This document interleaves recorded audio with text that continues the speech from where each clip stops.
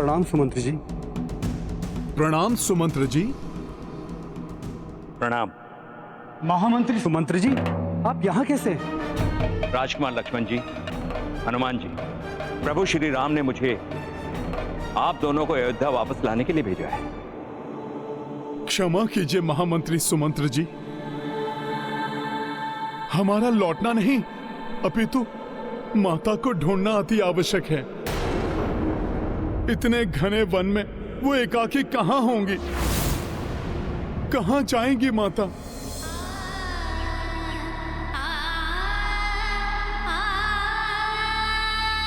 इस प्रसन्नता के अवसर पर मैं तो प्रभु से चकित कर देने वाले उपहार की अपेक्षा कर रही थी, किंतु मेरी नियति को तो कुछ और ही स्वीकार था। माँ बनूंगी ये सोचकर प्रसन्न हूँ या पति से बिछड़ने का शोक मना। ऐसे दुख ने घेरा है माता को कि वो एकाकी रुदन करती रहेंगी। सुमंत्र जी, मैं उन्हें पुनः वैसे ही नहीं देखना चाहता जैसे मैंने प्रथम बार लंका में उनके दर्शन किए थे, प्रभु के विरह में अश्रु बहाते हुए। हनुमान जी, यही तो विधि का विधान है। यही समझाने के लिए तो प्रभु श्री राम ने मुझे यहां भेजा है। सुमंत्र जी, इस समय प्रभु इस स्थिति को राजधर्म की दृष्टि से देख रहे हैं, किंतु मुझे ज्ञात है उनके मन की दृष्टि तो बस माता पर ही टिकी है।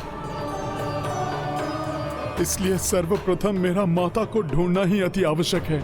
हनुमान जी, आप सर्वथा उचित कह रहे हैं, परंतु मैंने प्रभु श्री राम की दशा देखी है। उन्होंने मात्र इस विश्वास के साथ मुझे यहां भेजा है कि आप मेरा कहा मानेंगे।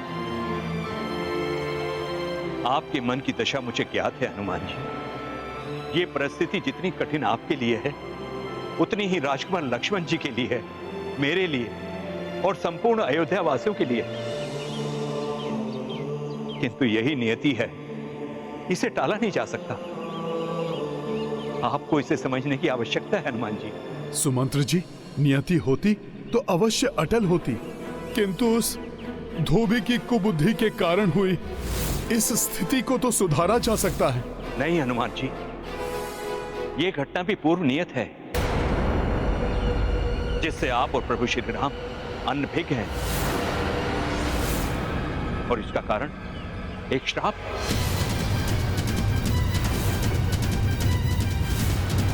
श्राप? किसका शाप और कैसा शाप? वो श्राप जो देव ऋषि नारद ने श्री हरि को दिया था। देवर्षि तो श्री हरि के अर्थात प्रभु श्री राम के भक्त हैं। भला वो ऐसा शाप कैसे दे सकते हैं जिससे प्रभु और माता सीता एक दूसरे से बिछड़ने पर विवश हो जाएं? मैं बताता हूं हनुमान जी। एक बार देवऋषि नारद को इस बात का अहंकार हो गया कि वो मोह माया के बंधनों से ऊपर उठ चुके हैं। जहां जाते थे बस इसी बात का बखान करते थे। देवर्षि, मोतियों की ये माला भेंट स्वरूप स्वीकार कीजिए। नारायण नारायण। देवराज, मोह माया का नारद के जीवन में कोई स्थान नहीं।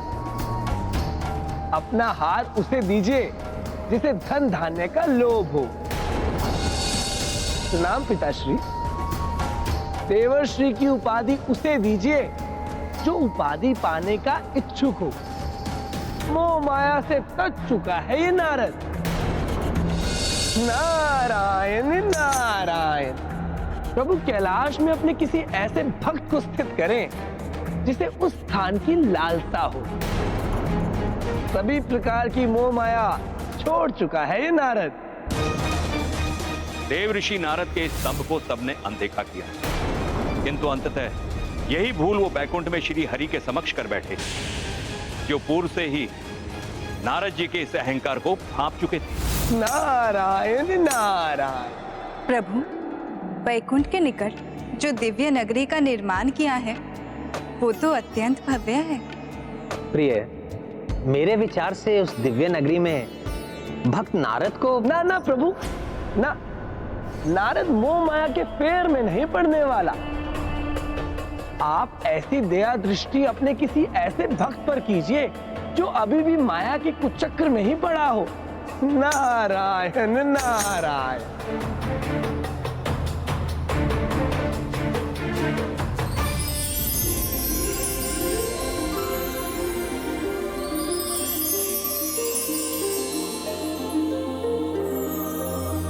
देवर्षि नारद, मैं आपके इस मोह माया रहित विचार से अत्यंत प्रभावित हूं, किंतु वैकुंठ से जाते समय उस नवीन दिव्य माया नगरी को देख उसके आकर्षण में मत पड़ जाइएगा। आप उसकी चिंता मत कीजिए प्रभु, नारद को अब कुछ नहीं लुभा सकता, क्योंकि नारद तो मोह माया से बहुत ऊपर उठ चुके हैं। नारायण नारायण। सुमंत्र जी, फिर क्या हुआ? देवर्षि नारद के अहंकार ने उनके द्वारा दिए जाने वाले शाप का रूप कैसे ले लिया? वैकुंठ से जाते समय देवऋषि नारद के साथ जो कुछ भी हुआ, ये उसी का परिणाम है। देवऋषि नारद को इस बात का विश्वास था कि नवीन नगरी पर उनकी दृष्टि भी नहीं पड़ेगी, किंतु वो तो उसी में प्रविष्ट कर गए। किसी भी अवस्था में मोहित नहीं होऊंगा मैं, इस नगरी को देखे बिना ही आगे बढ़ जाऊंगा। नारायण नारायण। इस नगरी की सुंदरता नहीं लुभा सकती मुझे। वैकुंठ से जाते समय उस नवीन दिव्य माया नगरी को देख उसके आकर्षण में मत पड़ जाइएगा। यदि एक दृष्टि इस नगरी पर पड़ भी गई तो मैं इससे मोहित थोड़ी ना हो जाऊंगा। मोह माया से तो कितना ऊपर हूं मैं।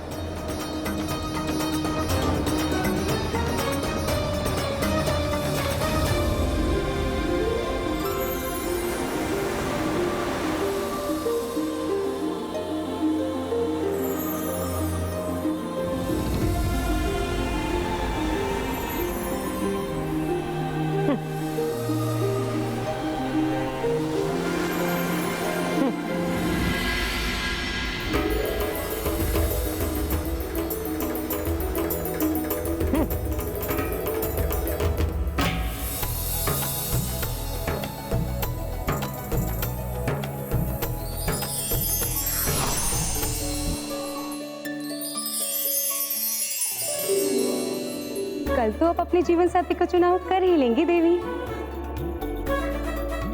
कौन है ये? मोह माया नहीं, उत्सुकता मात्र है ये। राजकुमारी जी, कुछ सोचा है आपने कि कल स्वयंवर में आप किसे चुनेंगी?